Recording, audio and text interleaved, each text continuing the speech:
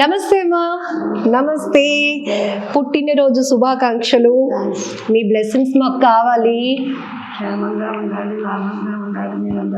Thank you so much. మీ గురించి నాకు ఒకరు చెప్పారు, 90 yearsలో కూడా ఆమె చాలా యాక్టివ్గా ఉంటారు, ఆమె పనులు ఆమె చేసుకుంటారు, చాలా హెల్త్ పైన కూడా కేర్ చూసుకుంటారు అని. సో వినగానే చాలా హ్యాపీ అనిపించింది. నేరుగా మిమ్మల్ని కలవటం ఇంకా చాలా హ్యాపీ అనిపిస్తోంది. అసలు ఏమేమి చేయగలుగుతున్నారు ఇప్పుడు? నేను తెల్లవారుజామున 5:30కి లేస్తాను. వంటింటి పనులు కొన్ని చూసుకుంటాను. పాలు కాచుకుని నా కాఫీని కలుపు తాగుతాను, పాలు తోడేస్తాను, వచ్చి కూర్చుని కూరలు తరుగుతాను. తర్వాత స్నానానికి పెడతాను, దేవుడు దండం పెట్టుకుని చేయగలిస్తే పూజ చేస్తాను, లేకపోతే లేదు.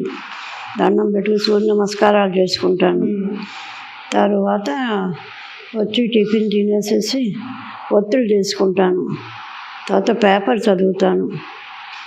తర్వాత కాసేపు పడుకుంటాను, ఎందుకంటే 5:30కే లేవడం వలన. అది నేను దైనందిన కార్యక్రమం. అది మా కోడలు వండి పెడుతుంది, నేను భోజనం చేస్తాను. అది గ్రేట్ మా. 1936లో 36 ఎక్కడ చదువుకుంటారు? నేను వైజాగ్లోనే శివరామయ్య స్కూల్ అని నా చిన్నప్పుడు ఉండేది. అదే సిటీ హై స్కూల్ అయ్యింది, అక్కడ చదివాను. క్వీన్ మేరీ హై స్కూల్లో చదివాను. కస్తూరిబా స్కూల్ డాబా గార్డెన్స్లో చదివాను. 4 స్కూళ్ళలో చదివాను, 1వ క్లాస్ నుంచి. నాకు 6వ క్లాసులో ఉండగా తెలుగు హ్యాండ్ రైటింగ్కి టౌన్ హాల్లో కలెక్టర్ పిలిచి పరమాణు శక్తి అంటే న్యూక్లియర్ ఫిజిక్స్ బుక్ ప్రజెంట్ చేశాడు నాకు. తర్వాత ఒంగోలులో ఉండగా కచ్చి వరకు కుడితే దానికి కలెక్టర్ నన్ను అక్కడ పిలిచి బహుమతి ఇచ్చారు. ఎంతవరకు చదువుకున్నారు? SLC దాకా చదువుకున్నాను. అంటే పరీక్షకు వెళ్ళలేదు, ఒంట్లో బాగోలేక. ఇంకా అక్కడి నుంచి చదువు కొంచెం బద్దకించాను. అది పెళ్ళి అయిపోయింది.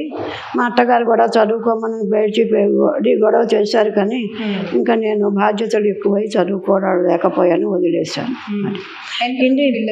నాకు 4 పిల్లలు, 2 అబ్బాయిలు 2 అమ్మాయిలు. ఒక పెద్ద అబ్బాయి, అందరూ 4 గ్రాడ్యుయేట్సే.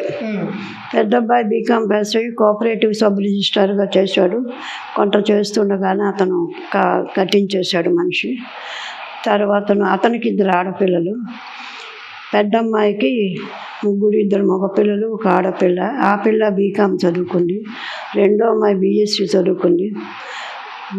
4వ అబ్బాయి MSc వైజాగ్లోనే చదువుకున్నాడు. PhD చేశాడు, MPhil చేశాడు, PhD చేశాడు. చాలా రోజులు గీతం కాలేజీలో 8 ఏళ్ళు లెక్చరర్గా పనిచేశాడు. తర్వాత అహ్మదాబాద్ వెళ్ళిపోయాడు అబ్బాయి. సో అప్పటికి ఈ జనరేషన్కి చాలా మార్పులు వచ్చేసాయి. మీరు అది చూసారు, ఇది చూస్తున్నారు. ఏమనిపిస్తుంది అసలు ఈ మార్పులు కూడా మీరు అలవర్చుకొని ముందుకెళ్తున్నారు? అంటే మేము అనుకుంటాము, అబ్బా పాత వాళ్ళు ఎవరైనా చెప్తే అబ్బా ఇప్పుడు చెప్పినవే చెప్తారు, ఆ పాతవి చెప్తారు, ఇప్పుడు ట్రెండ్ మారిందని. కానీ ట్రెండ్ని మీరు ఫాలో అవుతున్నారు, అది మాకు చాలా హ్యాపీ అనిపిస్తుంది. నేను చెప్పినా కూడా మరి వినకపోయిన వాళ్ళు కొంతమంది ఉన్నారు, విని ఆచరించేవాళ్ళు కొంతమంది ఉన్నారు. ఆ విని ఆచరించే వాళ్ళని మేము చూసి సంతోషిస్తాం. ఆహా, ఇంత బాగా మనం చెప్పింది వాళ్ళు విని ఆచరిస్తున్నారని. వినకపోతే అది వాళ్ళ ఇష్టం, మనం ఏం చేయలేం కదా. అప్డేట్ అవుతూ మొబైల్ చూస్తాను, మొబైల్లో అన్నీ చూస్తాను. యూట్యూబ్ చూస్తాను, సుడో కాల్ ఆడతాను, యారో గేమ్స్ ఆడతాను. పేకాట చూస్తాను, కానీ నేను అదేమి ఇంకా అందులో ఇంటర్ఫియర్ అవ్వలేదు. విడిగా పేకాట ఆడతాం మా ఇంట్లో మేము సరదాగా. తర్వాత చెస్ ఆడేదాన్ని పూర్వం. తర్వాత చెస్, క్యారమ్ బోర్డు ఆడేదాన్ని. అలా ఏదో చిన్న చిన్నవన్నీ ఆటలన్నీ కొంచెం ఇంట్రెస్ట్. చదువు చేసి ఆడుకున్నాను కూడా. నా చిన్నప్పుడు 10 ఏళ్ల పిల్లప్పుడు రోజు బీచ్కి వెళ్ళిపోవడం, కెరటాలతో వెనక్కి వెళ్తుండడం, మళ్ళీ ముందుకు వస్తుండడం. అలా వస్తుంటే మా వాళ్ళందరూ దెబ్బలాడేవారు. నిన్నెవరూ చూడలేదు, అప్పుడు మా అమ్మగారు పోయారు. తల్లి లేదు కదా, నిన్నెవరూ చూడటం లేదు, నువ్వు బీచ్లోకి వెళ్తున్నావు, ఎప్పుడో అప్పుడు కెరటం నిన్ను లాగేస్తుంది, అందరూ మమ్మల్ని తిడతారని అనేవారు. కానీ అదో సరదా వయసులో ఆ కెరటాలతో పాటు ఆడుకోవడం, ఆ బీచ్ ఒడ్డును తిరగడం. అప్పటికింత వెలుగు లైట్లు లేవు, చిన్న చిన్న స్మాల్ బల్బులే ఉండేవి. ఇప్పుడు నియాన్ లైట్ లాగా ఇప్పుడు అవేం అప్పుడు లేవు. అలాగే ఉండదని ఏరాడకొండ షిప్ యార్డ్ దగ్గర క్వార్టర్స్ దగ్గర ఏరాడకొండ నిలుగున ఎక్కేసాను. కొంత దూరం వెళ్ళాక వెనక్కి తిరిగి చూస్తే చిన్న చిన్న ఇళ్ళు కనిపిస్తున్నాయి. ఓ నాయన చాలా దూరం వెళ్ళిపోయాను అని అప్పుడు గబగబా దిగుదామని ప్రయత్నం చేశాను. గౌను గడ వేసుకున్నది. గౌన్లో దిగుతూ ఉంటే రాళ్ళు చుట్టుకుపోయి రాళ్ళు పాడి దిగలేక కొంచెం ఒక రాయి మీ కాలు ఆంచి ఈ గౌను ఇలా ఇలా దులుపుకుంటూ ఉంటే పెద్ద గాలి వచ్చి నన్ను తోసేసింది. చివరిదాకా వచ్చి పడిపోయాను. ఈ కంటికి ఇక్కడ దెబ్బ తగిలింది. 15 రోజులు తగ్గలేదు. కుట్లు వేశారు ఇవ్వతంటే. అలాగా ఏది దాని మీద అన్నిటికీ కూడా ఓ చిలిపి చేష్టలు అల్లరే కానీ ఓ పెద్దవాళ్ళు చెప్పడితే వినడం అలాంటివి ఏమీ లేవు. అప్పుడు వయసు చిన్నది కనుక 10 ఏళ్ల పిల్లని కనుక. కానీ ఆ రోజులు ఎప్పటికీ ఇప్పటికీ కూడా నాకు అన్నీ కొంచెం జ్ఞాపక శక్తి కూడా ఉంది. ఏది ఎప్పుడెప్పుడు వాళ్ళ పేర్లు చెప్పగలను, ఊళ్ళు చెప్పగలను, అన్నీ కూడా జ్ఞాపక శక్తి బాగానే ఉంది. ఇప్పుడు నాకు వయసు ఇంత అయినా కూడా నాకు పళ్ళు లేకపోయినా స్వచ్ఛంగా మాట్లాడగలను, గట్టిగా మాట్లాడగలను. చాలా బాగా మాట్లాడుతున్నారు. తర్వాత చెవులు చక్కగా వినిపిస్తాయి, కళ్ళు బాగా కనిపిస్తాయి. ఎటొచ్చి ఈ విశాఖపట్నం నేను నడవని ప్రదేశం అంటూ లేదు. 1 టౌన్ నుంచి ఆ రోజుల్లో ఎల్లమ్మ తోట అనేవారు, జగదాంబ దాకానే ఉండేది. అంతకు పైన ఊరు లేదు. అక్కడ దాకా మేము తిరగడమే, అందరూ నడిచి వెళ్ళడమే. కానీ అన్నాడు అప్పటికి ఇంకా లాగుడు రిక్షాలే, మామూలు మోటార్ ఏంటంటారు ఆటోలు కానీ ఇవన్నీ లేవు అప్పుడు. అలాగే మేము నడకే కేజీహెచ్కి వెళ్ళాలన్నా మా చుట్టాలు ఒకళ్ళు అక్కడ ఆసుపత్రిలో ఉంటే కూడా రోజు వెళ్ళి వాళ్ళని చూసి 1 టౌన్కి నడిచి వెళ్ళాం. అదంతా మొత్తం ఈ ఊళ్ళో నేను నడవని ప్రదేశం అంటూ లేదు, అన్నీ నడకే. అందుచేత మరి ఏమో వయసు మోకాళ్ళు అరిగిపోయాయి అన్నారు. ఇప్పుడు నడవలేక చాలా ఇబ్బంది పడుతున్నాను. చేతులకి నాకు గట్టి పవరే ఉంది. నేను హాయిగా అన్ని పనులు చేయగలను, కూరలు తరగలను, అన్నీ చేస్తాను. కానీ ఎటొచ్చి కాళ్ళే నాకు పని చేయక నడవలేకుండా ఉన్నాను అంతే. అంతకన్నా ఇంకా పెద్దగా ఏమీ లేదు. నేను డోర్ ఓపెన్ చేయగానే వినాయకుడిది ఒక ఫ్రేమ్ కనిపించింది. చాలా బాగుందండి, వండర్ఫుల్గా. అంటే అదిగో అక్కడ ఆమె చేసింది అన్నారు. ఆర్ట్ మీద కూడా అంత మంచి నాకు చాలా సరదా అండి. ఏదైనా సరే ఆఖరికి చిరిగిపోయిన వస్త్రం కుట్టాలన్నా నేనే కుట్టాలి, ఇంకెవరు కుడితే నాకు నచ్చదు. అది నా యొక్క ఇది. ప్రతి ఎంబ్రాయిడరీ చేస్తాను, క్రోషియా అల్లుతాను, ఊరితో మామూలుగా అన్నీ అల్లుతాను. అన్నిట్లోనూ ప్రతి దాంట్లోనూ ఉన్నాను. ఈ దీంట్లో ఉన్నాను, దాంట్లో ఉన్నాను, లేదు అన్న లేదు. నాకు అన్నిట్లోనూ యాక్టివ్గా ఉండేవారు. ఇప్పటికీ కూడా అదే యాక్టివ్నెస్ని కొనసాగిస్తున్నారు. సో నన్ను ఎవరైనా తక్కువ చేస్తే నేను ఇష్టపడను. నువ్వెందుకు నువ్వు చేయకు, పెద్దలని అయిపోయావు, కూర్చో అంటారు. అలా కాదు, నేను చెయ్యాలి, నేను చేస్తాను. ఎంతవరకు చేయగలను అంతవరకు చేస్తానని చెప్తాను. ఏంటి అసలు మీ కాన్ఫిడెన్స్ అది? ఇప్పుడు చూసారా, అన్నారు ఒక మాట, నన్ను ఎవరైనా తక్కువ చేస్తే నేను అస్సలు సహించను అని. అది ఎందుకు అంత గట్టిగా తీసుకుంటుంది? అదే ఏదైనా నేను ఇష్టపడి నువ్వు ఇలా చేసావంటే నేను అలా ఎందుకు చేశానో దానికి కారణం చెప్తాను. అంతేకాని మీరు అలా చేశారు నన్ను బ్లేమ్ చేస్తే నాకు ఇష్టపడదు, నేను ఒప్పుకోను కూడా అని చెప్తాను. ఎవరి మాట నేను అంత ఇదిగా చెప్పాను. నాదే ఉండాలి పట్టుదల, అంతే. నేను తప్పు చేయను అని అనుకుంటున్నాను, కానీ మరి చేస్తానేమో నేను చెప్పలేను.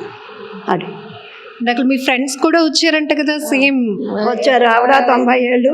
ఆవిడేమో డిగ్రీ చదివి టింపనీ స్కూల్లో టీచర్గా చేసింది ఆవిడ. మా దొడ్డమ్మ గారి అమ్మాయిను. ఆవిడ నా వయసే. ఆవిడ నాలాగే ఉంటారు. పేరు సుభద్రాదేవి అని. ఆవిడ టింపనీలో టీచర్గా చేశారు. ఆవిడ నేను ఒకే వయసు వాళ్ళం, చుట్టాలం, ఒక దగ్గర ఆడుకునేవాళ్ళం, ఇద్దరం ఒకే స్నేహంగా ఉండేవాళ్ళం ఇద్దరం. ఇప్పటికీ అదే స్నేహంతో వాళ్ళ ఇంటికి మేము వస్తాం, మా ఇంటికి వాళ్ళు వెళ్తారు. చుట్టరికం కొంచెం దూరమైనా అంతో స్నేహంగా ఉంటాం ఇద్దరం. అది కానీ మీ నుంచి చాలా మంచి మంచి విషయాలు తెలుసుకోగలుగుతున్నాము. ఎందుకంటే ఒక ఫ్రెండ్షిప్కి వాల్యూ కానీ, లేకపోతే ఒక బంధుత్వాలకి ఇచ్చే విలువ కానీ, ఒక కమిట్మెంట్ కానీ, మనం చేసుకోగలిగే ఓపిక శక్తి మనకు ఉన్నప్పుడు మనమే చేసుకోవాలనే పట్టుదల కానీ, ఇవన్నీ మీలో చాలా గట్టిగా ఉన్నాయండి. ఎందుకంటే మా కోడలు నువ్వు చేయలేవత్తా వదిలే ఉంటుంది. అలా కాదు, నేను చేస్తాను. నేను ఇంతగా చేయలేకపోతే ఇప్పుడు మీకు అప్పచెప్తాను అంటాను. నేను సాధారణంగా చాలా పని నేనే చేస్తానని అంటాను. మరి మీకు బాగా ఎప్పుడూ మర్చిపోకుండా గుర్తుపెట్టుకునే మెమొరీస్ ఏంటి మా? బాగా మీ బెస్ట్ ఫ్రెండ్ కానీ, ఎక్కువగా చూసిన సినిమాలు కానీ, ఏ థియేటర్కి వెళ్ళేవాళ్ళు? అన్ని సినిమాలు ఎక్కువ చూసేవాళ్ళం అండి. మార్నింగ్ షోలకు వెళ్ళేవాళ్ళం. మాకు నాండిటైల్ ఎస్ఎల్సీలోను 5th ఫారంలో నాండిటైల్ అన్నీ ఉండేవి. శాంసంగ్ అండ్ డెలైలా ఒకటి, షేక్స్పియర్ది ఇంకోటి, హౌస్ ఆఫ్ ఫ్యాక్ట్స్ ఒకటి, డేవిడ్ కాపర్ఫీల్డ్ ఒకటి, తర్వాతను అలా కొన్ని చాలా మటుకు మాకు నావల్స్ క్లాసుల పుస్తకాల కింద ఉండేవి కనుక ఆ సినిమాలు మాకు తెప్పించి స్కూల్ పిల్లలందరినీ తీసుకెళ్ళేవారు. సరస్వతి టాకీస్కి ఎక్కువ వచ్చేవి ఇంగ్లీష్ పిక్చర్స్, అక్కడికి వెళ్ళేవాడు. లీలామహల్ అప్పుడు లేదు, సరస్వతి టాకీసే ఉండేది, దానికే వచ్చేవి ఇంగ్లీష్ పిక్చర్స్, అక్కడికే వెళ్ళేవాళ్ళం మేము. అంటే మనకి నాండిటైల్ ఉంది కనుక అది కూడా చూస్తే మంచిదని. హౌస్ ఆఫ్ ఫ్యాక్ట్స్ ఒకటి 3D పిక్చర్ చూశాను నా చిన్నప్పుడే. 5th ఫారం చదువుతున్నప్పుడే కళ్ళద్దాలు పెట్టుకుని వెళ్ళాలి, లేకపోతే అవి దాని మీద మన మీకు వచ్చేసినట్టు ఉంటుంది. ఆ సినిమా కూడా చూశాను 5th ఫారం చదువుతూ ఉండగా. ఈ మీ 90 years ఈ జర్నీలో, మీ ప్రయాణంలో బాగా మీకు ఎప్పటికీ ఎక్కువగా గుర్తొచ్చే ఇన్సిడెంట్ ఏంటి? మేమంతా మా పిల్లలతోటి మేము కలిసి అల్లరి చేసిందే నాకు బాగా జ్ఞాపకం. వాళ్ళకి లేకపోయినా ఆ పిల్లలు మా చుట్టాల పిల్లలే, వాళ్ళు కూడా తీసుకెళ్ళిపోయి నేను రోడ్డు మీద పరుగులు పెట్టేసుకుంటూ ఇంకో చోట కొండలు ఎక్కంటూ ఇంకో గుట్టలు ఎక్కంటూ వాళ్ళని కూడా నాతో పాటు పట్టుకెళ్ళిపోయినా. మా వాళ్ళు దెబ్బలాడేవారు, నువ్వు ఎందుకు వాళ్ళతో వెళ్ళిపోతుంటావు, వెళ్ళకని చెప్పి అవతల వాళ్ళని దెబ్బలాడేవారు. నాకు అలా కాకుండా నా స్నేహితులందరినీ కూడా తీసుకుని అలాగే కొండ మించి పడిపోయినప్పుడు కూడా 3 పిల్లలు 4 పిల్లలు నాతో పడ్డారు. మా మేనత్త కూతురు, ఇవాళ వచ్చిన 90 ఏళ్ళు నా ఫ్రెండు, ఆడ చెల్లెలు, నేను, 4 పడ్డాం కొండ నుంచి. అది ఇవన్నీ బాగా గుర్తుంటాయి అన్నీ నాకు గుర్తు. మేము ఇప్పుడు గుర్తు పెట్టుకోవడానికి ఏమి ఉండట్లే.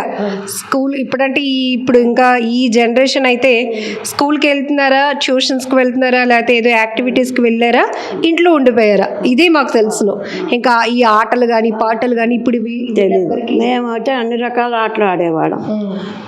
చింతపిక్కలు ఆడేవాళ్ళం, గోళీలు దాంతో ఆడుకునేవాళ్ళం, తర్వాత బామన గుంటాలు ఆడేవాళ్ళం, ఇంకా ప్రతిదీ కూడా ఆటలన్నీ, తొక్కుడు బిళ్ళ ఆడేవాళ్ళం, స్కిప్పింగ్ ఆడేవాళ్ళం. స్కిప్పింగ్ రోప్ ఆ చివర ఒకటి చివర ఒకటి పట్టుకుని తిప్పితే మధ్యలో 10 మంది పిల్లలను గెంటేవాళ్ళం, మళ్ళీ వెళ్ళిపోతుండేవాళ్ళం, మళ్ళీ వచ్చి జాయిన్ అవుతుండేవాళ్ళం. అలాగా ఇవన్నీ ఆటలన్నీ కూడా మొదటి నుంచి మాకు అలవాటే బాగా. ఆ సరదా కూడా. ఇప్పుడు పిల్లల గురించి అడిగాను, అప్పటికి ఇప్పటికి డిఫరెన్స్. ఇప్పుడు ఇంటి కోడళ్ళు అత్తలు జనరేషన్ చాలా మారిపోయింది.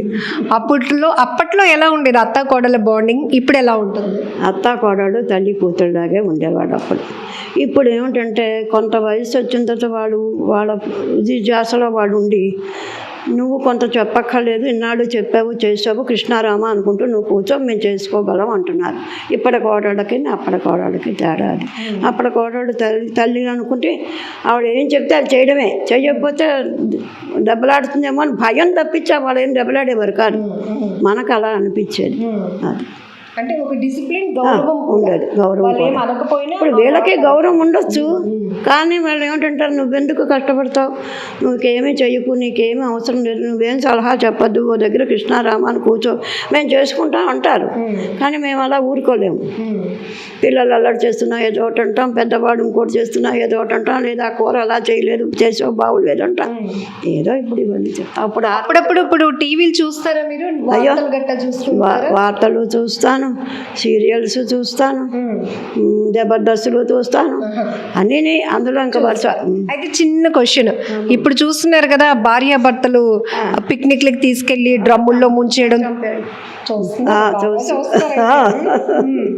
కానీ ఒకప్పుడు భార్యాభర్తలు అంటే ఆ బాండింగ్ కానీ ఆ రెస్పెక్ట్, ఇద్దరు కలిసి కుటుంబాన్ని నడిపించుకోవటం, పిల్లలకి కూడా వాళ్ళు ఒక ఇన్స్పిరేషన్గా ఉండటం, ఇప్పుడు చాలా వరకు మార్పులు వచ్చేసాయి. అప్పట్లో ఎలా ఉండేది? అప్పుడు భార్య అంటే భర్తకి గౌరవమే, భర్త అంటే భార్యకి గౌరవమే.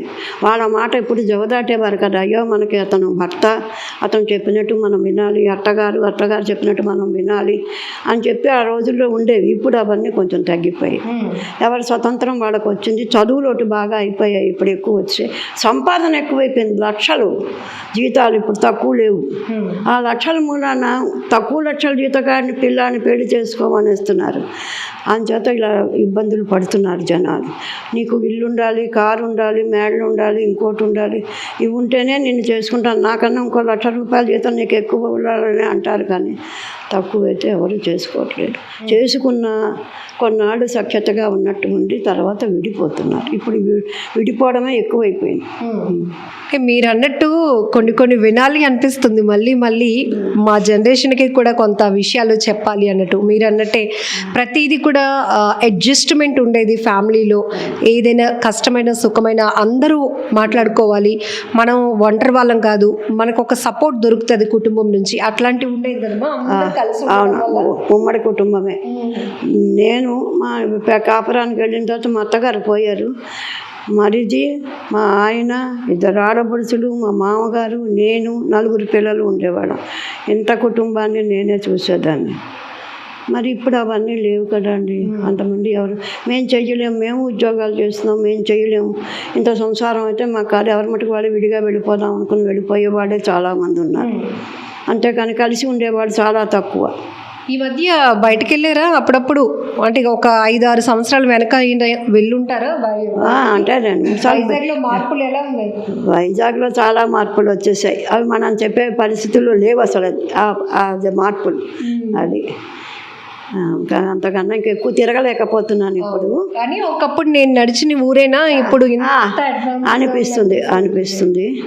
తిరిగిన చోటైనా కొన్ని అసలు ఆన్మాలు కట్టినాము, ఎటు వెళ్తున్నాము, ఎటు వస్తున్నాము, అప్పటి రోజులు, అప్పటి పద్ధతులు, అప్పటి ప్రదేశాలు కూడా లేవు. ప్రదేశాలు కూడా మారిపోయాయి ఇప్పుడు. అది సో కాలంతో పాటు మార్పులు శరవేగంగా జరుగుతున్నాయి, నార్మల్గా కూడా కాదు. అమ్మ, నాకు ఒకటి అడగాలని ఉంది. అప్పట్లో చదువులు, స్కూల్కి వెళ్ళడాలు, కాలేజ్ వరకు ఆడపిల్ల చదివింది అంటే వాళ్ళు బాగా ఆర్థికంగా బలమైన వాళ్ళు, కొంచెం ఎడ్యుకేటెడ్ అయిన ఉండేవాళ్ళు. అప్పట్లో ఎంత టఫ్గా ఉండేది ఒక ఆడపిల్ల ఉద్యోగం చేయాలి అంటే? చాలా కష్టంగా ఉండేదండి. వెళ్ళడం అంటే చాలా భయపడేవారు ఆ రోజుల్లో కూడా. అంటే ఇప్పుడు ఒక రకం భయం, అప్పుడు ఇంకో రకం భయం. ఒంటరిగా ఆడదొకటి, రాత్రిపూట వెళ్ళకూడదు అనేటువంటి ఒకటే. పగలు వెళ్తే ఏం పర్వాలేకపోయేది, రాత్రే కొంచెం భయం. ఇప్పుడు పగలు లేదు, రాత్రి లేదు, అన్ని విధాలా ఒక్కలాగే ఉన్నాయి. ఇప్పుడు మాకు 30-40లో వెళ్ళి అలా టెస్టులు చేసుకుంటే రకరకాల అవన్నీ బయటపడుతున్నాయి. మీరు ఇది ఎక్కువైంది, అది తక్కువైంది, ఇది ఎక్కువ తినండి, ఇది తక్కువ తినండి, ఇది మానేయండి అని. కానీ భగవంతుని దయ వల్ల 90 years వరకు మీరు ఇట్లా మీ పనులు మీరు చేసుకునేలాగా వెళ్ళారు. అది చాలా అదృష్టం ఉండాలి. కానీ ఫుడ్ హ్యాబిట్స్ అంటే ఏం ఎక్కువగా తినేవారు అప్పట్లో గట్టిగా? నా చిన్నతనంలో నేను చదువుకుంటేప్పుడు 4వ క్లాసు, 3వ క్లాసు, 5వ క్లాసు అవుతున్నప్పుడు బయట తినేవాళ్ళం. డబ్బులు మా పెద్దవాళ్ళు ఏదో అప్పటికి ఇంకా దమ్మిడి కానీ అలా అర్ధనా ఉండేది, అంతకన్నా డబ్బులు లేవు. వాటి ఇస్తే జీళ్ళు, కొబ్బరుండలు, తాటితాండ్ర, వేరుశనగ ఉండలు అవన్నీ తినేవాళ్ళం. అవన్నీ దేంతో చేసేవారు? బెల్లంతో చేసేవారు. తర్వాత నేను ఇంట్లోనే బెల్లం కూడా మా అమ్మని అడిగి పుచ్చుకుని బెల్లం తినేసేదాన్ని. బాగా నూనె వేసుకోవడం నాకు అలవాటు, ఎక్కువ నూనె వేసుకుంటాను. ఆవకాయ అన్నం రోజు 3 పూట్ల ఆవకాయలు లేనిదే అన్నం తినేవాళ్ళం కాదు. మా బలం అదేనని నేను అనుకుంటున్నాను. ఎందుకంటే ఆవకాయ, నూనె, బెల్లము ఇదే ఇప్పుడు నాకు బలం అని నేను అనుకుంటున్నాను. మీరు పుట్టడం పెరగడం అంతా విశాఖలోనే 90 ఏళ్ళుగా? పుట్టడం మటుకు మా తాతగారి ఊరు ఈస్ట్ గోదావరి డిస్ట్రిక్ట్ చిరతపూడిలో పుట్టాను. మా నాన్నగారు ఈ ఊరు హార్బర్లో ఉద్యోగం కనుక ఈ ఊరు చిన్నప్పటి నుంచి ఇక్కడే ఉన్నాం మేము. అప్పుడు మీ వయసు? ఆ వయసు 4 ఏళ్ళు 5 ఏళ్ళు. చిన్నప్పుడు వచ్చేసారు. కనకమహాలక్ష్మి గుడి దగ్గర ఉప్పల్ జగన్నాథం గారిని ప్లేటర్ గారి ఇంట్లో మేము ఉండేవాళ్ళం.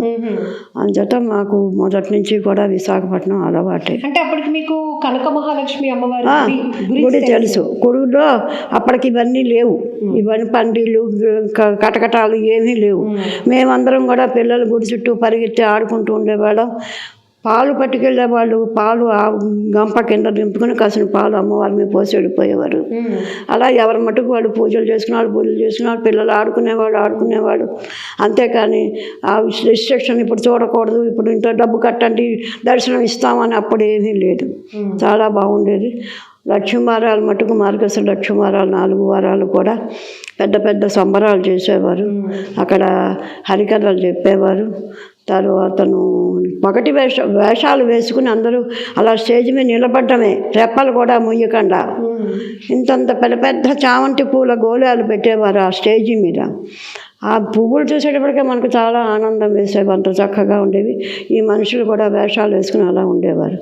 ఆ యుద్ధపు రోజుల్లో కూడా మా నాన్నగారేమో మా చుట్టాల ఇంట్లోనే కొంతమంది ఉద్యోగస్తులే ఉండేవారు. మా వాళ్ళందరూ, మా మేనత్త మరిది, మేనత్త మొగుడు, మేనత్త కూతురు, తర్వాత వాళ్ళ చిన్న మామగారు పిల్లలు అందరూ, ఇద్దరు అందులో డాక్టర్ చదువుతూ ఉండేవారు.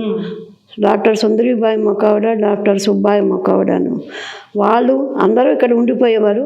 మిగతా కొంతమంది మరి పోతామేమో అని భయం కొద్ది పిల్లల్ని పంపించేసి మగవాడే ఉద్యోగరీత్యా ఉండేవారు ఇక్కడ.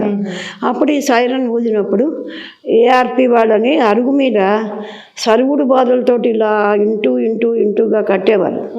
అంటే ఇప్పుడు పైన ఏదైనా పడినా కూడా దీనివల్ల కుంగిపోయి కింద ఉన్న వాళ్ళకి దెబ్బ తగలకుండా ఉండడం కోసం ప్రతి వాళ్ళ అప్పుడు అరుగులు ఉండేవి అందరి ఇంటికి. ఆ అరుగుల మీద ఇది ఏఆర్పి వాళ్ళు కట్టేవారు. ఎవరైనా డేంజర్ సైజ్ ఊరగానే గబుక్కున్న 10 మంది దాంట్లో దూరిపోయేవారు. తర్వాత హార్బర్కి వెళ్ళే తోవలో సొరంగం ఉండేది, తవ్వేసి అందులోకి 2-3 దూరిపోయేవారు ఈ డేంజర్ సైన్ ఊదేగానే. తర్వాత డేంజర్ సైన్ లైన్ క్లియర్ అనేవారు. డేంజర్ సైన్ అయిపోయాక అందరూ బయటకు వచ్చేవారు, ఎవరి మటుకు వాళ్ళు. తర్వాత రాత్రి అయ్యేసరికి కరెంటు కనిపించకూడదు, దీపాలు ఎవరికి. అన్నిటికీ కూడా నల్లటి గుడ్డలు కట్టేసేసుకుని, లేకపోతే కిటికీ తలుపులు వేసుకుని. అప్పుడు ఈ అద్దాలు ఉండేవి కాదు, మామూలు కర్ర తలుపులే కనుక బయటకు వెలుగు పడేది కాదు, ఎక్కడా వెలుగు కనిపించకూడదు అనేవారు. అలాగా మా చిన్నతనంలో కూడా మేమందరం అలా చూసిన వాళ్ళమే. చాలా మెమరీస్ ఉన్నాయి.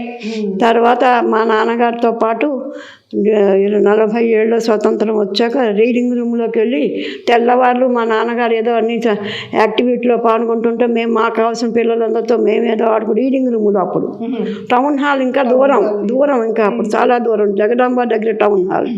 ఇది మనకి కనకమహాలక్ష్మి గుడి దగ్గరే రీడింగ్ రూమ్. ఎంత ఇక్కడ మా పిల్లలందరం. తర్వాత మనకి వచ్చేసిన తర్వాత స్వతంత్రం వచ్చాక విక్టరీ అని పైన లైట్తో వేశారు అక్షరాలు. లైట్ వెలిగే దాని మీద అలా వీలా పడుతున్నాయి ఇలాగా విక్టరీ CUTORO విక్టరీ అని వేసేవారు వాడు. అది చూసి అందరూ పిల్లలు గెంతుకుంటూ ఎంత బాగా వేశారో అక్కడ అని అప్పుడు. అది ఆ తర్వాత తనేమో మిలిటరీలో వాళ్ళ అమ్మ చేసినప్పుడు వ్యాన్ వచ్చేది, మిలిటరీ వ్యాన్ చాలా ఎత్తుగా ఉండేది, ఎక్కడం కష్టం. లేడీస్ వీళ్ళ అమ్మాయి 5-6 ఉండేవారు, మిగతా అందరూ మగవాళ్ళే. ఒక ఆవిడ క్రిస్టియన్ ఆవిడ ఉండేవారు, ఒక ఆవిడ వీడ, ఇంకో 2 ఉండేవారు. మేము తెలుసుండగా 4 మాకు ఆడపిల్లలు తెలుసు. ఈ బల్ల వేసి పైన ఒక అతను నుంచుని ఈ బల్ల మీదకి ఈవిడ ఎక్కితే అక్కడి నుంచి కూడా వాళ్ళు చేయి పట్టుకుని అందిస్తే కానీ పైకి ఎక్కలేకపోయేవారు. అలాగ ఆడపిల్లని చేయి పట్టుకు వాళ్ళు పైకి ఎక్కిస్తే అక్కడే మసలు కంటి వారి కొళాయి అని ఒకటి ఉండేది. ఆ కొళాయి దగ్గర అందరూ నీళ్లు పట్టుకుంటూ, చూసావా ఆడపిల్లని ఎలా మగ పిల్లాడు చేయి పట్టుకుని పైకి ఎక్కిస్తున్నాడో అని చెప్పుకునేవారు అందరూను. కానీ ఆవిడ చేస్తున్న పని ఏంటి, దేశం కోసం అనేది లేదు. ఆవిడ ఏం చేసిందో మనకెవరు చెప్పకూడదు, తల్లికి కానీ తండ్రికి కానీ ఎవరికి చెప్పకూడదు. అంటే వాళ్ళు పలానా చోటకి ఇక్కడ వెళ్తూ బాంబు పడుతుందనో, ఇక్కడ ఏదో ఎవరో వస్తున్నారనో వాళ్ళు వార్తలు వీళ్ళకి చెప్పేవారు. వీళ్ళు మళ్ళీ ఇంకోళ్ళకి టెలిఫోన్లో చెప్పేవారు తప్పించి ఇంకా బయటకి ఎక్కడికి పొక్కడానికి వీళ్ళు. ఇంటికి వచ్చి నేను ఇలా జరిగింది అమ్మా అనడానికి లేదు. అది ఎంత బాగా చెప్తున్నారంటే అసలు బాగా చెప్తున్నారు. అప్పట్లో ఫోన్లు గీన్లు ఏమి లేవు. ఫోన్లు అంటే ఇంట్లలో ఉండేవి కాదు, మామూలుగా వాళ్ళకు ఉండేవి అనుకుంటాను. తర్వాత వచ్చింది ఈవిడ స్వతంత్రం వచ్చేసిన తర్వాత ఈవిడ దాంట్లోంచి వచ్చేసాక లక్ష్మీ టాకీస్ దగ్గర, సెలెక్ట్ టాకీస్ దగ్గర ఒక సందు ఉంది. ఆ సందులో టెలిఫోన్ ఆఫీస్ ఉండేది. అక్కడ ఆవిడ ఉద్యోగం మళ్ళీ ఇచ్చారు టెలిఫోన్ ఆపరేటర్గా. ఆవిడ నైట్ డ్యూటీకి వెళ్తే మాలాంటి వాళ్ళందరినీ తీసుకెళ్ళేది. 10 ఏళ్ల గుంటాల మమ్మల్ని. ఆవిడ నైట్ డ్యూటీకి వెళ్తుంటే మమ్మల్ని కూడా తీసుకెళ్ళేది. మేము అక్కడ కాసేపు కబుర్లు చెప్పుకుని పడుకుని ఆవిడ చేస్తూ ఉంటే అన్నీ చూస్తూ, ఎవరు బల్బు వెలగగానే ఈవిడ లెగ్ లాంటివి తీసి అక్కడ పెడుతూ ఉండడం, అది అయిపోతే ఆవిడ తీసేస్తుండడం, ఆవిడ ఏం చేస్తుందో అవన్నీ మేము చూస్తుండేవాళ్ళం.